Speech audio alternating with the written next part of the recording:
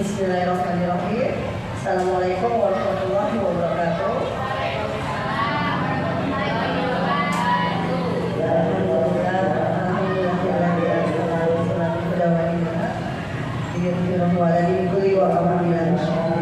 Asyhadu an la ilaha illallah wa asyhadu anna Muhammadar Rasulullah. Segala puji kepada Allah yang telah memperkenankan kita untuk berkumpul di sini dalam rangka mendengarkan penjelasan dari Ibu Rusda tentang pengimbasan modul 1.4. Ya, mudah-mudahan ilmu yang diberikan hari ini oleh Bu Rusda bisa bermanfaat kita ke depannya dan bisa kita praktekkan untuk anak-anak kita semua. Salawat serta salam senantiasa kita curahkan kepada Nabi besar Sallallahu Alaihi Wasallam, kepada para sahabatnya, kepada para pengikutnya, dan yang tetap setia untuk menjalankan apa yang diperintahkan. Terima kasih kepada ibu yang hari ini bisa hadir, dan mudah-mudahan hari ini kita bisa tuntas sampai selesai Bu Rusda menjelaskan semuanya. Untuk selanjutnya, sebelum dimulai saya akan membacakan sedikit susunan acara kali ini. Yang pertama adalah pembukaan, alhamdulillah sudah kita sama-sama lakukan. Yang kedua adalah kegiatan inti, yaitu penjelasan tentang pengimbasan dari materi modul 1.4 yang akan dibawa oleh Bu Rusda. Kemudian yang terakhir adalah tanya jawab. Apa perlu kita perkenalan sama Bu Rusda? Perkenalan? Nah, perkenalan sedikit. Oke, nama beliau adalah Bu Rusda. Alhamdulillah tahun ini mengajar di kelas 6, kelas 6C.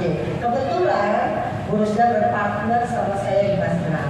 Nah, sekarang waktunya saya serahkan kepada Bu Rusda untuk menjelaskan apa itu modul 1.4. Kepada Bu Rusda dipersilakan.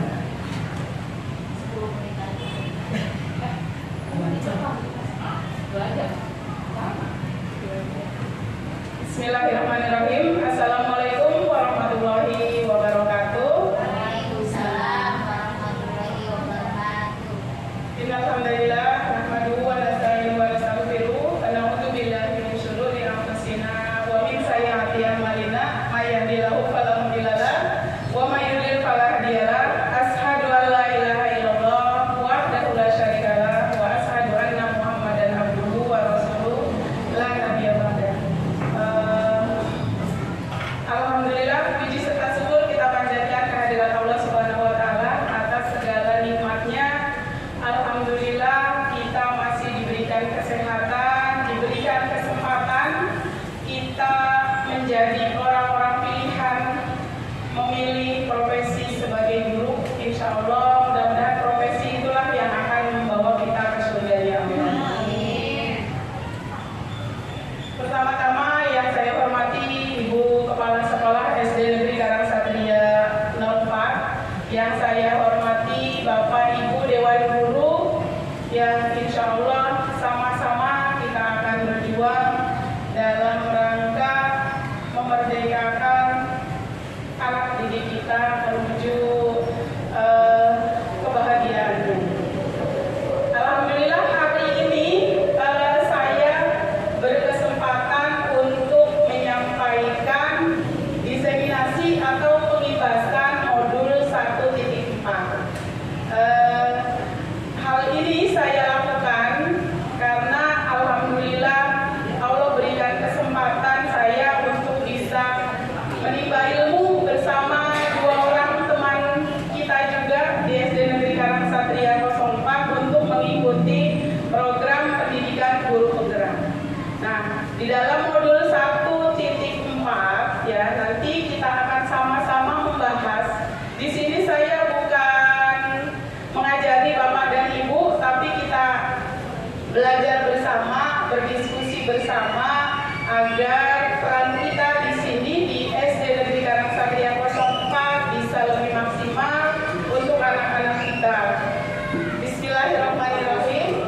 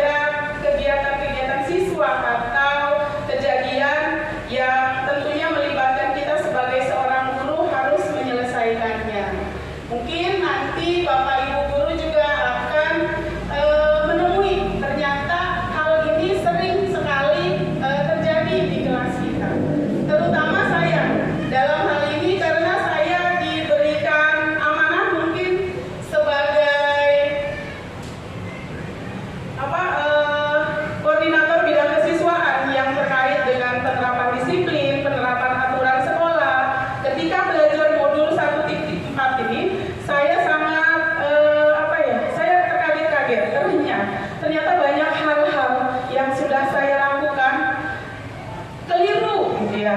Tujuan kita baik, tapi ternyata hal yang baik ternyata belum tepat kita sampaikan kepada siswa. Yang pertama, pembelajaran dengan paradigma baru.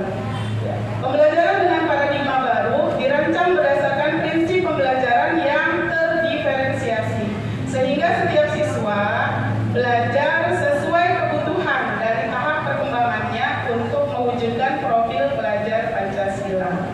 Nah, pelajaran paradigma baru mungkin sekarang ini tidak asing lagi kita dengar karena kita sering mendengar, kita sering melihat ya. Bapak Ibu guru juga mungkin sering mengikuti pelatihan-pelatihan yang terkait pembelajaran paradigma baru ini. Kalau dulu kita mengenal pembelajaran itu guru sebagai pusat pembelajaran. Guru itu kita menganggap satu-satunya orang yang paling pintar di kelas, sehingga kita melakukan pembelajaran hanya berpusat kepada guru. Siswa hanya mendengarkan, siswa hanya mengikuti apa yang diperintahkan oleh guru. Dengan kita mengenal pembelajaran paradigma baru, mungkin pembelajaran yang kita lakukan sedikit kita modifikasi, sedikit kita geser. Yang tadinya guru hanya sebagai guru menjadi satu-satunya pusat informasi, kita merubah pembelajaran kita. Guru itu hanya menuntun seperti filosofi Ki Hajar Dewantara tentang pendidikan dan tentang murid, bahwa siswa kita itu adalah manusia merdeka yang tidak bisa kita bentuk sesuai maunya kita. Mereka sudah memiliki kodratnya masing-masing. Kita sebagai guru hanya menuntun tumbuh kembang mereka. Kita sebagai guru mengarahkan mereka, mendidik mereka dengan menebalkan apa yang sudah ada pada diri mereka. Nah, itu sehingga pembelajaran yang kita lakukan mungkin sekarang lebih bersifat kepada aktivitas yang banyak melibatkan kelompok, terus aktivitas siswa yang lebih banyak, tidak lagi hanya dijelaskan oleh guru. Kita bertujuan untuk menerapkan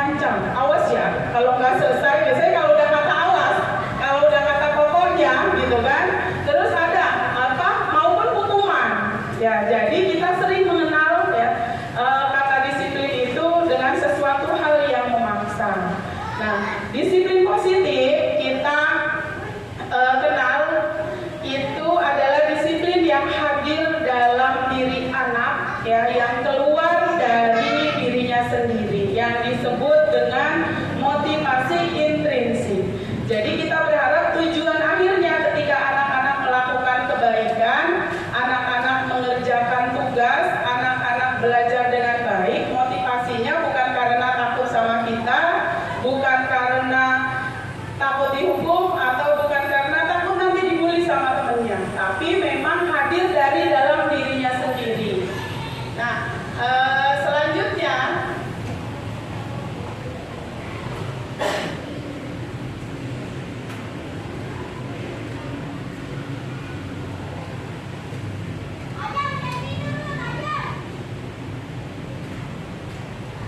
kebutuhan dasar manusia. Jadi ya, ketika kita sudah mengenal kebutuhan dasar manusia, kita sebagai manusia mempunyai kebutuhan dasar.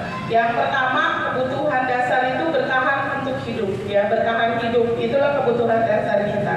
Bertahan hidup itu artinya kita membutuhkan makan, ya, hal-hal pokok yang harus kita sediakan. Ya, terus kebutuhan kasih sayang dan rasa diterima. Ya, biasanya anak-anak kita itu kita bisa perhatikan ketika dia di rumahnya kurang mendapatkan ini, dia biasanya di sekolahnya cenderung kadang-kadang suka ada saja hal-hal yang terjadi. Ya, biasanya anak itu akan mencari perhatian. Kadang-kadang suka membuat kita berpikir lebih. Nah, itu ketika kebutuhan kasih sayang dan rasa diterimanya kurang mereka dapatkan. Terus kebutuhan penguasaan, ya. Jadi biasanya itu akan muncul, ya, ketika anak-anak itu ingin mendapatkan kebutuhan penguasaan. Ciri-cirinya kadang-kadang anak itu suka berantem, ya, merasa dirinya jagoan gitu kan, suka mengintimidasi temannya gitu. Nah, itu ketika kebutuhan akan penguasaannya tidak mereka dapatkan. Terus kebutuhan akan kebebasan. Nah, biasanya anak-anak itu cenderung lebih suka mereka diberikan kebebasan. Terus kebutuhan akan kesenangan. Nah, kebutuhan akan kesenangan bisa kita penuhi ketika di ruang-ruang kelas kita menciptakan pembelajaran yang membuat mereka menjadi senang, menjadi bahagia. Bukan pembelajaran yang membuat mereka istilahnya menjadi tertekan, ya. Jadi ketika kebutuhan 5 kebutuhan dasar manusia ini sudah terpenuhi, insya Allah ya anak-anak didik kita, ya anak-anak didik kita akan lebih mudah untuk kita harapkan. Nah, tentunya hal ini kita juga patut komunikasikan dengan orang tua. Kadang-kadang ya karena di latar belakang mungkin keluarganya biasanya yang ayah ibunya bekerja, kan mereka tidak mendapatkan hal yang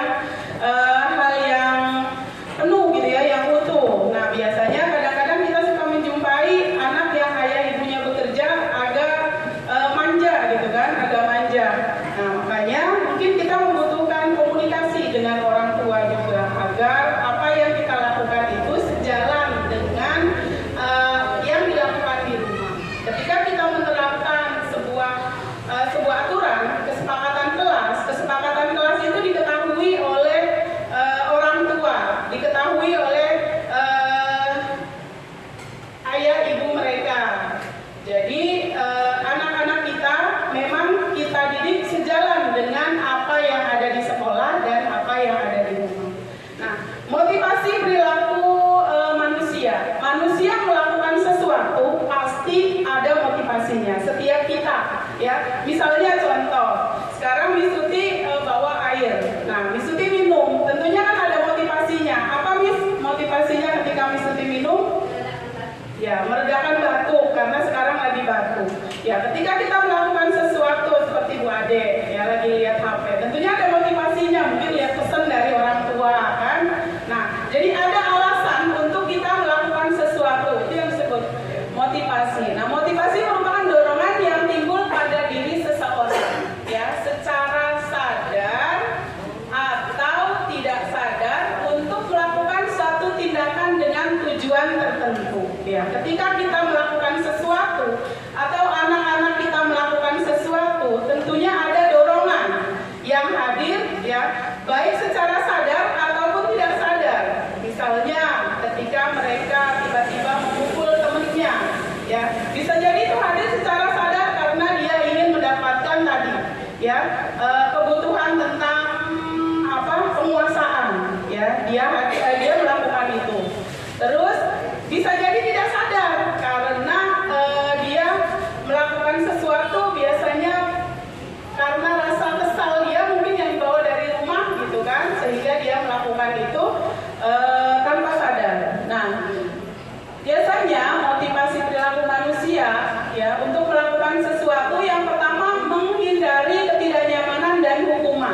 ya. Biasanya misalnya kita datang pagi atau kita pulang tepat waktu, ya. Biasanya kita menghindari ketidaknyamanan dan hukuman. Murid melakukan disiplin diri karena ia takut dihukum. Ini merupakan motivasi ekstrinsik. Jadi motivasinya dari luar. Karena dia takut dihukum, karena dia takut tidak nyaman, maka dia melakukan disiplin. Yang kedua, mendapatkan imbalan atau penghargaan dari orang lain. Motivasinya melakukan sesuatu karena ingin mendapatkan hadiah misalnya, karena ingin mendapatkan imbalan. Murid melakukan disiplin dari diri karena ingin mendapat imbalan. Ini merupakan motivasi ekstrinsik juga, karena ini hadir bukan dari dalam diri sendiri. Yang ketiga, menghargai nilai-nilai kebijakan diri sendiri. Nah, hal inilah yang akan kita tuju. Hal ini yang akan kita upayakan bersama-sama agar murid-murid kita melakukan sesuatu atau melakukan disiplin diri karena sadar akan nilai-nilai kebajikan dirinya. Ini merupakan motivasi intrinsik, motivasi dari dalam diri sendiri. Nah, motivasi inilah yang akan membudaya, yang akan membentuk mereka, membentuk karakter-karakter mereka menjadi pribadi-pribadi yang tangguh. Nah, konsep disiplin diri, ya, konsep disiplin dengan identitas gagal. Jadi ada disiplin dengan identitas gagal. Yang pertama adalah hukuman. Jadi ketika kita menerapkan disiplin, yang kita tonjolkan adalah hukuman, maka konsep disiplin itu termasuk ke dalam konsep dengan identitas gagal. Cirinya apa? Biasanya hukuman itu menyakitkan. Ketika kita dihukum, ya hukumannya mungkin ringan, tapi kita tanpa sadar kita sudah sakit gitu. Kita sakit dan mungkin ketika itu kita yang melakukan, kita sudah menyakiti. Terus yang kedua apa? Tidak nyaman. Nah, biasanya orang kan kalau dihukum tidak nyaman. Ya, tidak nyaman, tidak enak. Yang ketiga, murid takut.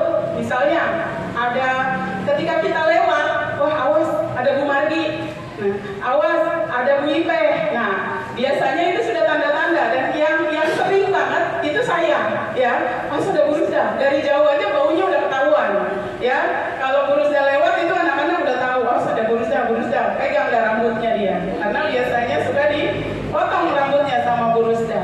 Terus memaksa, bersifat memaksa, tidak hadir dari dalam diri sendiri. Terus biasanya murid menyembunyikan kesalahan. Nah, biasanya kita akan sulit mengorek anak-anak yang melakukan kesalahan. Membutuhkan berbagai macam cara agar mereka bisa mengakuinya. Ketika anak berantem, kita tanya, kita panggil. Kita sulit sekali mengorek mereka untuk jujur, gitu kan? Benar nggak mereka berantem?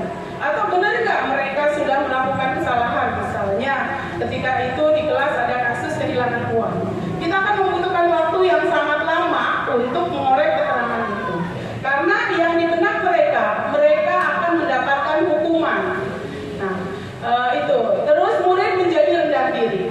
Ya. Ketika hukuman yang kita terapkan, ketika yang kita kedepankan adalah hukuman, mungkin tanpa kita sadari, hal-hal inilah yang akan terbentuk ya dalam diri murid-murid kita. Nah, yang kedua penghargaan.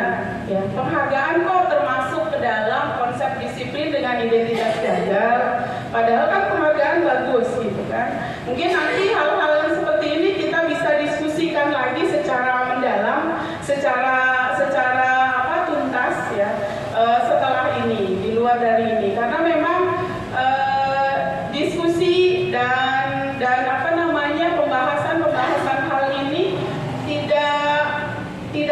tidak cepat ya, tidak bisa langsung kita mendapatkan kesimpulan atau mendapatkan kesamaan persepsi. Karena biasanya kadang-kadang hal itu tepat dilakukan oleh kelas 1, ya kelas satunya dan kelas satunya lagi ternyata tidak pas gitu kan. Biasanya kita akan mencari formula-formula yang tepat untuk kasus-kasus ini. Nah, dari penghargaan pertama ya yang akan muncul tidak efektif. Ya, tidak efektif artinya mungkin ya kita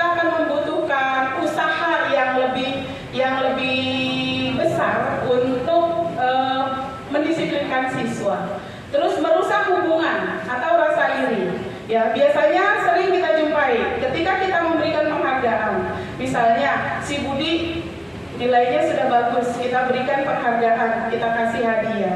Nah, si Iwan yang dia mungkin nilainya tidak bagus, kita tidak memberikan penghargaan. Nah, itu akan merusak hubungan dan rasa iri. Si Iwan akan merasa oh saya tidak mendapatkan hal itu, walaupun dia sadar bahwa dia tidak sebaik si Budi. Nah, terus yang ketiga, mematikan kreativitas. Jadi menurut penelitian ternyata penghargaan ketika seorang anak sudah tahu dia akan mendapatkan hadiah ini ya, kreativitasnya akan menjadi mentok gitu ya. Di situ tidak berkembang lagi. Terus menghukum dengan sistem ranking. Nah, biasanya ini kita lakukan dulu ya. Dulu kita selalu menginformasikan, Bu, anak ibu ranking 2, Bu, anak ibu ranking 1, Bu, anak ibu ranking 25 dari 26 siswa. Dulu orang tua juga mengejar ini. Nah, ternyata ya, sistem ranking itu termasuk salah satu konsep disiplin dengan identitas gagal. Karena kita banyak menemukan ketika anak yang mendapati ranking yang kurang ya, ranking yang tidak bagus, itu akan menjadi permasalahan. Mungkin buat orang tuanya, buat anak itu sendiri, kan orang tuanya akan merasa bahwa dia telah gagal menjadi orang tua. Terus anak itu akan minder, bisa jadi terjadi kasus-kasus pembulian karena hal ini. Terus yang selanjutnya merampas hak menghargai dirinya. Ya, dia mendapatkan penghargaan, ya berarti kita sudah merampas hak untuk menghargai dirinya. Sebetulnya dia bisa melakukan hal yang lebih, ya, melakukan hal yang lebih bagus lagi, lebih maksimal lagi, gitu kan? Karena tadi di atas ya mematikan kreativitas, maka ya dia hanya melakukan sesuatu karena ingin mendapatkan penghargaan. Nah, itulah. Selanjutnya kita akan mengenal konsep disiplin dengan identitas sukses. Jadi kalau tadi kita mengenal konsep disiplin dengan identitas gagal, nah sekarang kita mengenal konsep disiplin dengan identitas sukses. Lewat. Nah, ya, yang pertama adalah konsekuensi. Konsekuensi ini sering kita terapkan biasanya ketika anak melakukan kesalahan. Nanti kita akan mengenal mana yang termasuk konsekuensi, mana yang termasuk hukuman, dan kita mengenal nanti restitusi. Nah, konsekuensi biasanya melakukan sesuatu ya, menguatkan jangka pendek. Konsekuensi misalnya anak menumpahkan air minum temannya di meja. Nah, konsekuensinya anak itu kita minta untuk membersihkan air minum itu. Mereka melakukan melakukan sesuatu ya, karena mereka melakukan kesalahan, maka mereka harus melakukan perbaikannya, yaitu merapikan atau mengelap air minum yang dia tumpahkan. Terus perlu monitoring berkelanjutan. Jadi kita harus selalu memantau.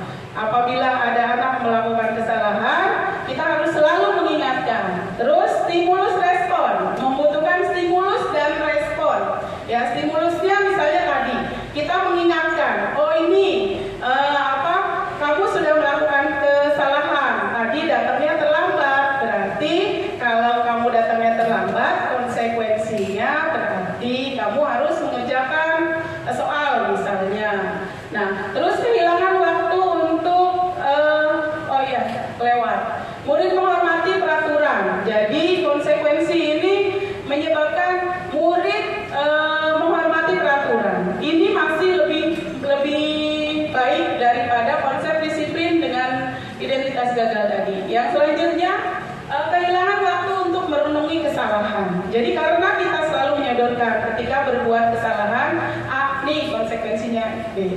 Ketika melakukan kesalahan, ini konsekuensinya. Jadi kita langsung memberikan mereka istilahnya terapinya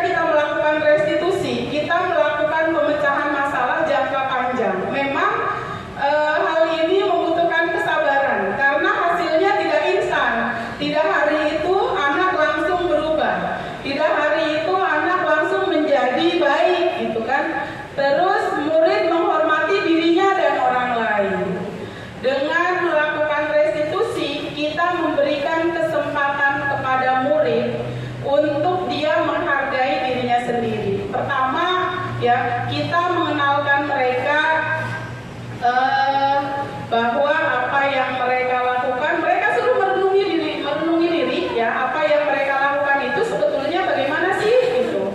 Nah, mereka suruh menjawab sendiri pertanyaannya, baik atau tidak yang mereka lakukan. Terus harusnya bagaimana sih sikap kita? Nah, biasanya kita ketika melakukan restitusi, kita sudah melakukan serangkaian persiapan. Itu dimulai dari awal tahun. Mungkin kita sebelumnya kita sudah membuat yang tadi saya sempat diskusikan sama Bu Margi, kita membuat keyakinan kelas. Kalau dulu kita mengenal kesepakatan kelas ya Bu Margi, kesepakatan kelas. Nah, nanti kita akan membahas tentang keyakinan kelas. Apa sih sebetulnya keyakinan kelas gitu? Apakah sama dengan kesepakatan kelas? Nah, terus selanjutnya teori kontrol.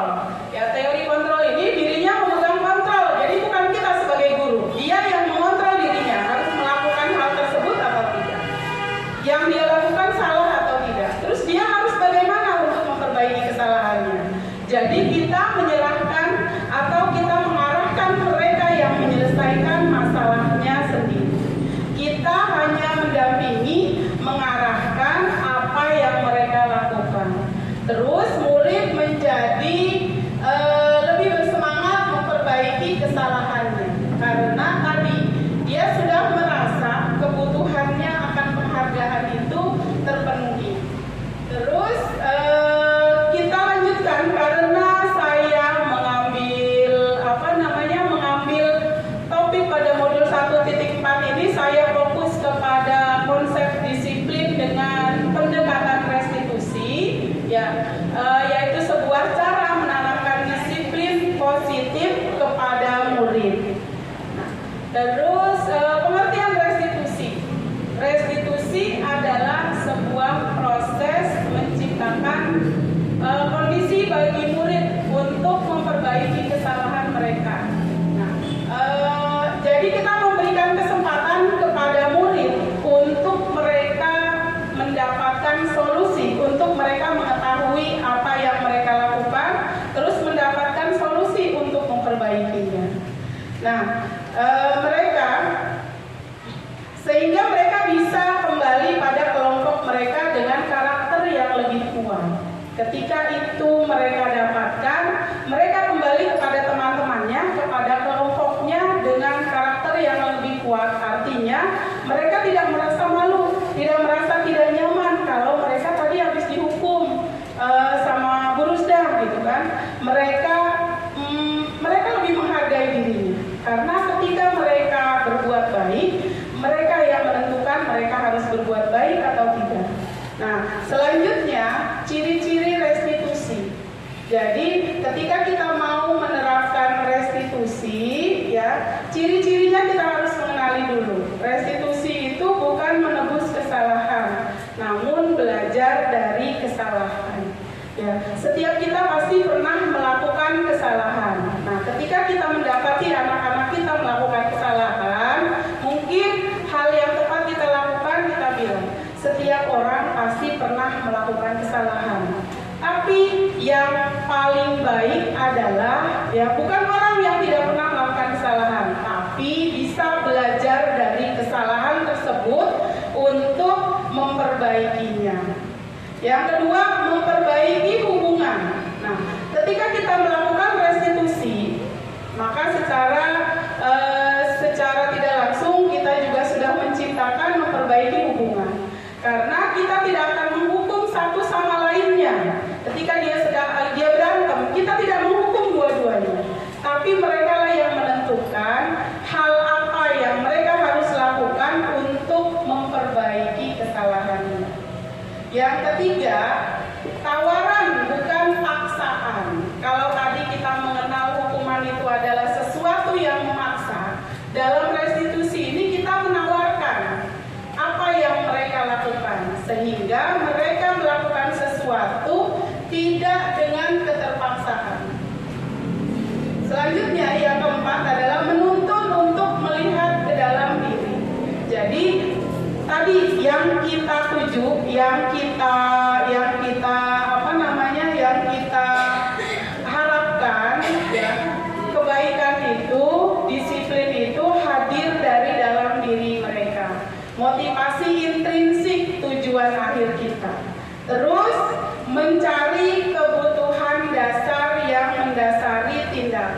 Tadi kebutuhan dasarnya itu ada 5 tadi ya. Di antaranya apa Miss tadi?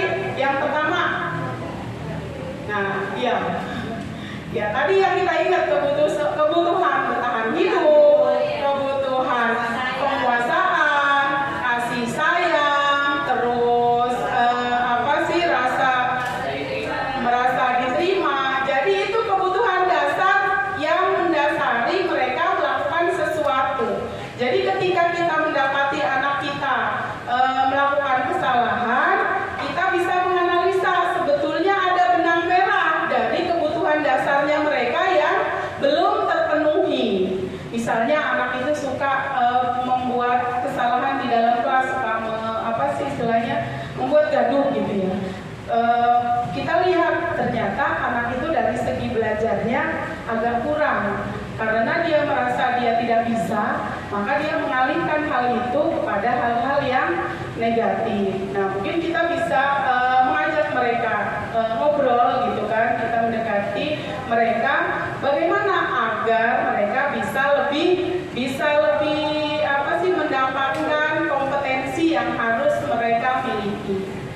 Terus selanjutnya mencari fokus pada karakter, bukan tindakan. Jadi yang kita kejar, kita akan menerapkan, akan mengupayakan pembentukan karakter menuju ya karakter profil pelajar Pancasila, menguatkan dan fokus pada solusi. Jadi ciri-ciri restitusi itu ya ada beberapa hal yang kita harus kenali dan mudah-mudahan bisa kita terapkan dalam kelas-kelas kita, sehingga ketika kita mendapati anak-anak kita melakukan kesalahan, kita tidak langsung merasa harus segera anak-anak mendapatkan hukuman misalnya. Nah, perbedaannya seperti contoh kasusnya seperti ini. Siswa sering berantem dan jahil dengan temannya. Ini yang saya dapatkan dari studi kasus dalam modul 1.4 ini ya. Perbedaannya adalah kalau hukuman, biasanya guru menghukum siswa tersebut ya, misalkan contoh berlari keliling lapangan sebanyak 5 putaran ketika siswa melakukan kesalahan. Yuk, siapa saja nih yang terlibat dalam kegiatan ini? Ayo, keliling lapangan 5 putaran. Terus guru marah dan murid menjadi takut. Itu perbedaannya. Kalau konsekuensi yang kita terapkan, guru memberikan konsekuensi untuk meminta maaf kepada temannya dan tidak diperkenankan istirahat pada hari itu.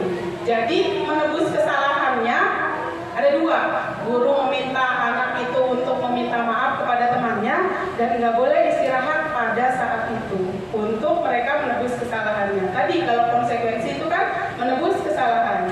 Guru tegas dan siswa menghormati peraturan. Itu untuk pendekatan konsekuensi. Nah, untuk restitusi ya, untuk restitusi guru menanyakan keyakinan kelas. Nah, nanti kita akan membahas keyakinan kelas. Guru menanyakan keyakinan kelas atau dirinya dan membantu siswa menyelesaikan masalahnya. Jadi ketika anak melakukan kesalahan, misalkan ya dia tidak mengerjakan PR, guru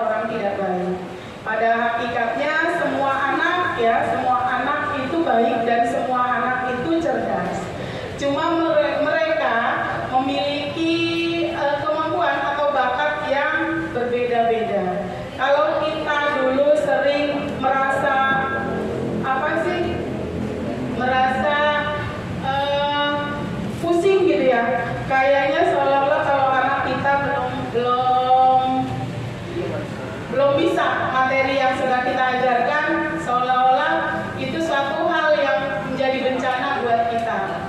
Nah, mudah-mudahan dengan ini semakin hari kita semakin bisa menyadari bahwa tugas kita menuntun siswa untuk menemukan kodratnya. Ini 5 posisi kontrol restitusi. Nah, 5 posisi kontrol itu ya yang pertama ya kita sebagai penghukum. Nah, nanti kita mengevaluasi diri. Kita berada di posisi kontrol yang mana? Itu kan ada 5 posisi kontrol seorang guru dalam menerapkan disiplin. Nah, biasanya ya kita masuk ke dalam posisi kontrol yang mana? Sebagai penghukum, pembuat rasa bersalah, sebagai teman, pemantau, atau manajer. Nah, biasanya kita sering mengambil posisi yang mana? Nah, kalau saya lebih sering kadang-kadang sebagai penghukum. Kalau penghukum itu tadi kondisinya membuat tidak nyaman. Kadang-kadang memaksa, kan? Terus kalau membuat rasa bersalah biasanya kadang-kadang ucapan yang kita keluarkan, ayolah bantu ibu, gitu kan? Kamu kan bisa bantu ibu, gitu kan? Dan sehingga mereka menjadi merasa bersalah, menyalahkan dirinya, sehingga mereka menganggap bahwa disiplin itu sesuatu yang membuat mereka menjadi tidak enak. Terus teman, nah biasanya posisi sebagai teman, anak akan lebih dekat kepada kita. Tapi ada satu hal yang kurang baik. Anak itu cenderung kurang menghargai guru, gitu kan? Karena merasa kita itu mereka itu temannya. Udah, Bu Guru, saya mau melakukan perbuatan baik demi Bu Guru Desi, gitu kan? Karena Bu Desi sudah baik sama saya. Jadi bukan hadir dari dalam diri sendiri. Nah, sebagai manajer, pemantau. Nah, pemantau biasanya kita melakukan sesuatu lebih di atas dari teman. Kita melakukan pembelajaran atau melakukan posisi kontrol sebagai pemantau. Dan yang satunya sebagai manajer. Ketika kita sudah menerapkan posisi diri kita sebagai manajer, insya Allah ya kita akan bisa mengarahkan anak-anak, membuat kelas itu menjadi lebih kondusif. Ini penjelasannya. Contoh penerapan 5 posisi kontrol. Kasus siswa terlambat saat upacara bendera. Nah, kalau posisi kita sebagai seorang penghukum, biasanya kita akan berkata, patuhi aturan sekolah, lalu berdiri di tengah lapangan. Siapa itu yang biasa suka ngomong kayak gitu? Ya, saya. Nah, terus pembuat rasa bersalah. Biasanya yang kita lakukan adalah berapa kali Bu Guru harus memberitahu kamu, Bu Guru kecewa sama kamu. Ya, sering kan kita suka berbicara seperti itu kepada anak-anak. Mungkin biasanya anak-anak kelas gede ya, Muhammadiyah. Ya, jadi ketika itu kita lakukan, biasanya anak akan merasa bersalah. Saya pernah melakukan itu, terus bukan kepada saya, tapi saya membalikannya kepada orang tua. Kadang-kadang kita suka melakukan, misalnya kasihan orang tua kamu, gitu kan. Ternyata benar ada orang tua yang adu, gitu kan, ke saya. Bu, tadi anak saya kok pulang tiba-tiba meluk saya, gitu kan. Dia nangis, dia merasa bahwa dirinya sudah banyak salah sama saya, gitu kan. Nah, hal itu kalau kita lihat secara sepintas kan benar, gitu kan ya. Secara sepintas kayaknya hal yang positif, gitu. Tapi ternyata anak itu jadi merasa bersalah, menyalahkan dirinya, sehingga dia menganggap bahwa kebaikan itu membuat dia menjadi bersalah, gitu, menjadi orang yang tidak baik. Terus sebagai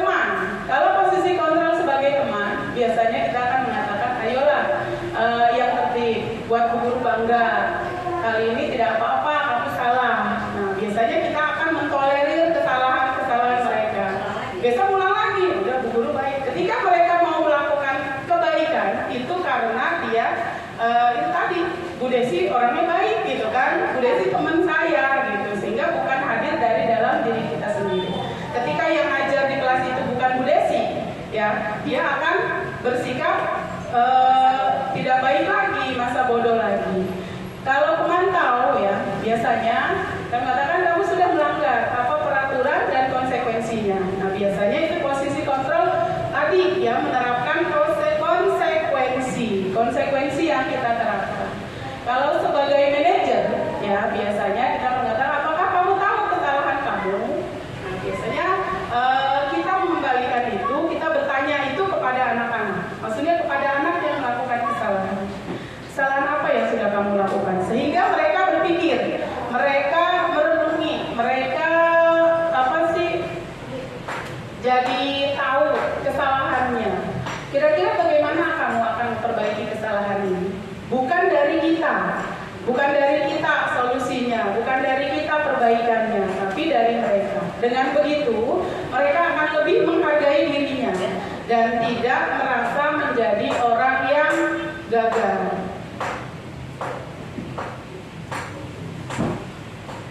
Selanjutnya, keyakinan kelas. Tadi yang sudah saya diskusikan bersama Bu Mardi, kita biasanya membuat kesepakatan kelas. Nah, di sini kita akan mengenal keyakinan kelas. Nah, kita bisa menganalogikan seperti ini. Kenapa keyakinan kelas? Kenapa bukan peraturan kelas saja, gitu kan? Nah, biasanya kita bisa menganalogikan gini. Kenapa kita mematuhi peraturan tentang penggunaan helm saat berkendara sepeda motor? Ayo Bu, kenapa? Alasannya kita mematuhi peraturan tentang memakai helm. Ya, demi keselamatan agar ketika terjadi kecelakaan akan mengurangi resiko. Ya berarti demi keselamatan. Yang kedua, ya. Oh iya. Biar nggak diomelin Pak Polisi. Nah, biar nggak diomelin Pak Polisi.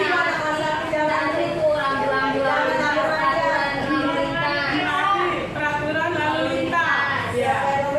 Biar nggak diomelin Pak Polisi. Nah,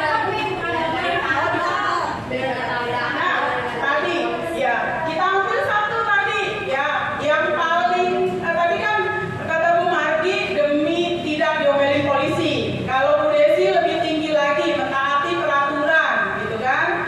Terus tadi kata Bu Aaf sama Bu Ning demi keselamatan. Nah mungkin tadi Bu Mardi mengucapkan itu anak kelas 1, anak yang biasa suka dihukum. Jadi yang keluar itu biar enggak diomelin gitu kan. Iya. Karena mungkin pernah diomelin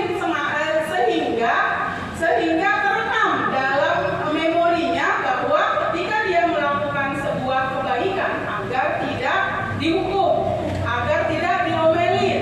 Nah, terus Bu Haji ya, Bu Desi tadi mengikuti peraturan. Tadi posisinya sebagai tadi tuh, kenapa bukan peraturan saja? Kenapa harus keyakinan? Tadi tujuannya agar mencapai agar selamat gitu kan, ketika terjadi kecelakaan tidak mendapatkan akibat yang fatal. Yang kedua itu, mengapa kita mematuhi aturan menyeberang jalan di zebra cross saat menyeberang jalan?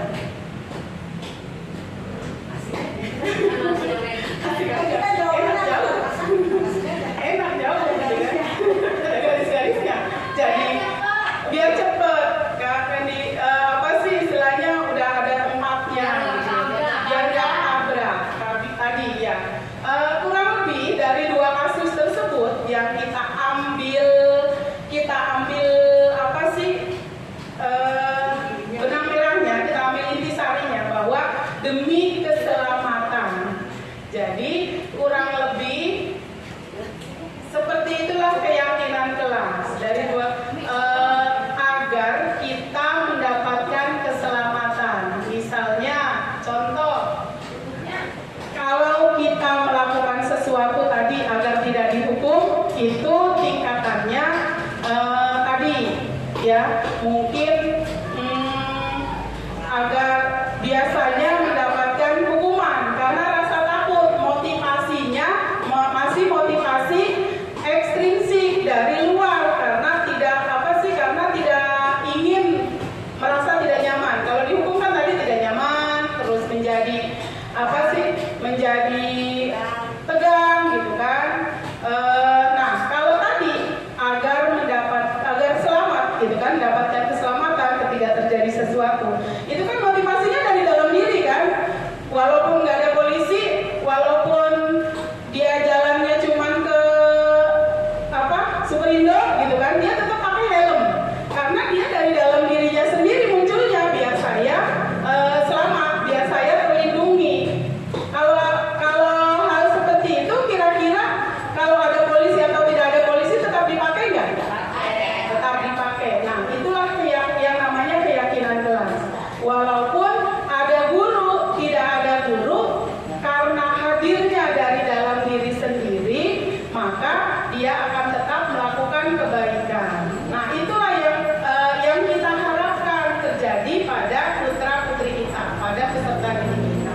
Nah, tadi ya, kegiatan membuat keyakinan kelas ya biasanya harus melibatkan semua pihak.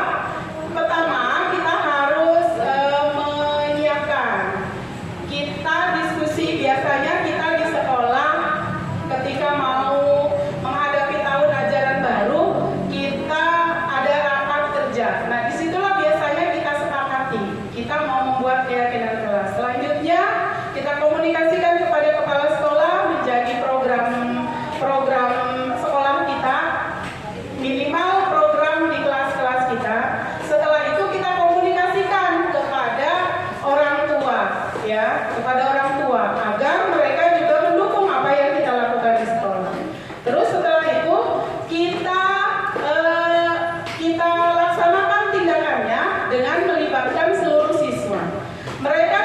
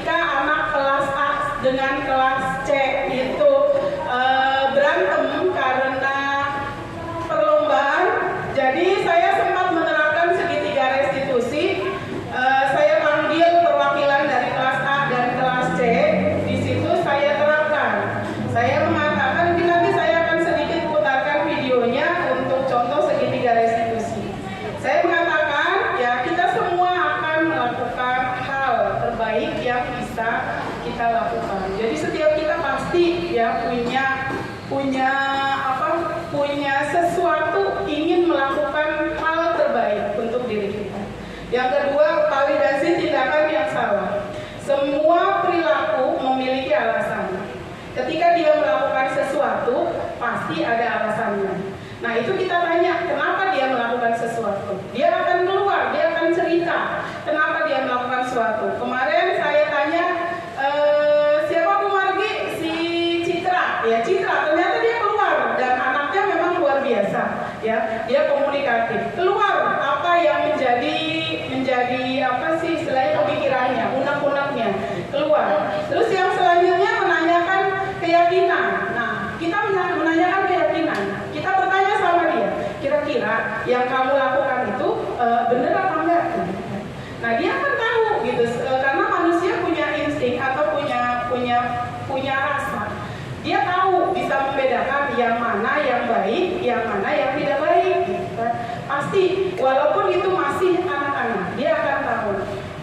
Ketika itu tidak baik, dia akan mengatakan tidak baik. Terus kita bertanya, kira-kira kalau tidak baik, boleh nggak dilakukan? Nah, kalau itu solusinya dari dalam dirinya sendiri, keluar dari dirinya sendiri, insya Allah hal itu akan akan membudaya pada dirinya, dan itu akan membekas. Makanya tadi kalau restitusi itu untuk jangka panjang, pembentukan karakter mereka. Kita mungkin berpikir kita belum merasa berhasil, ya, kita belum berhasil melakukan sesuatu kebaikan buat mereka. Tapi kita tidak pernah boleh berhenti untuk berharap mudah-mudahan suatu saat nanti mereka akan mendapatkan kebaikan. Entah kalau di SD mereka belum terbentuk, nanti bisa jadi di SMP mereka akan mendapatkan. Nanti saya akan putarkan sedikit contoh untuk penerapan segitiga restitusi yang sudah saya terapkan. Kita masih ada berapa menit lagi, Bu Yuli?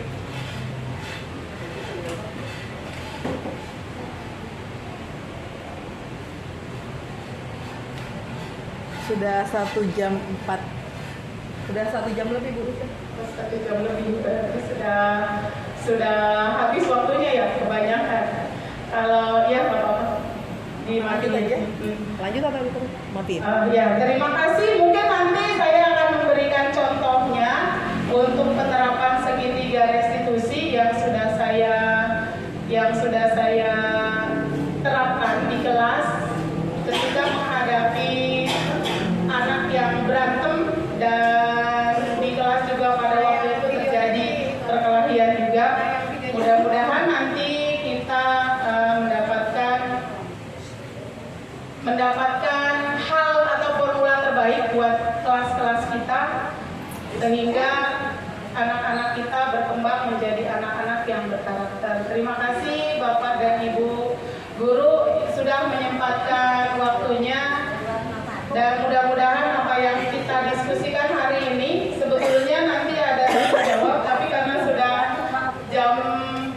jam 11 lewat, jadi saya tutup saja. Nanti kita diskusikannya setelah ini. Terima kasih atas